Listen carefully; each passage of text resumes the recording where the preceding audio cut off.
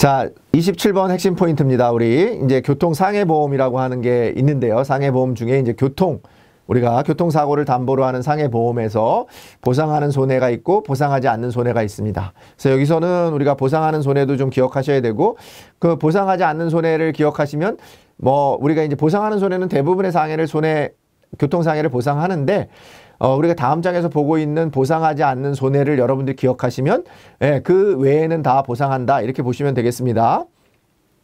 그리고 우리가 이제 그 교통상해 보험에서 적용받는 자동차의 종류가 있습니다. 그래서 그 해당하는 자동차가 아닌 거, 기타 자동차가 아닌 경우에 해당하는 부분을 여러분들이 또 골라내시면 되겠습니다.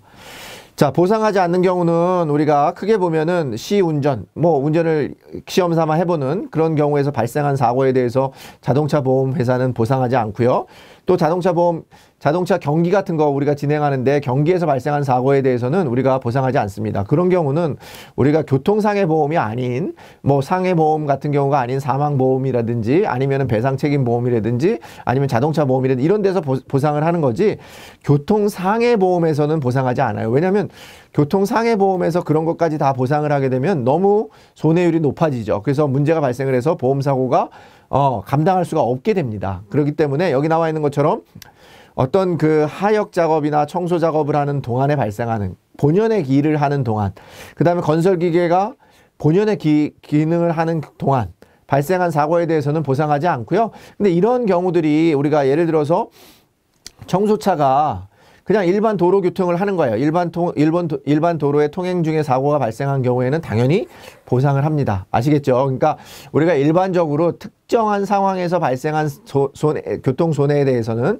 상해 손해에 대해서는 보상하지 않는다. 그런데 그게 일반적인 도로나 이런 데서 통행할 때는 당연히 사고가 발생을 하면 그 기능을 수행하는 게 아니기 때문에, 본연의 기능을 수행하는 게 아니기 때문에 본연의 기능을 수행하지 않을 경우에는 다 뭐 한다고요? 보상을 한다.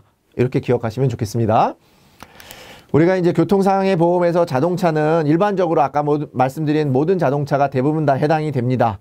그래서 승용, 승합, 화물, 특수, 이륜, 구종 건설기가 되는데, 앞서서 말씀드린 것처럼 이 구종 건설기계, 작업기계로 사용할 때는 우리가 자동차로 보지 않는다는 거예요. 다른 거는 다 보는데, 구종 건설기계가 만약에 예를 들어서 덤프트럭이 그 어떤 자갈이나 시멘트 같은 것들을 갖고 와서 오르고 내리고 이렇게 하역하고 이러는 경우에 발생한 사고에 대해서는 교통상해 보험에서 보상을 해주지 않는다. 근데 만약에 덤프트럭이 일반 도로를 통행하는 중에 발생한 경우에는 뭐 한다고요? 당연히 보상을 한다. 이렇게 기억하시면 좋겠습니다.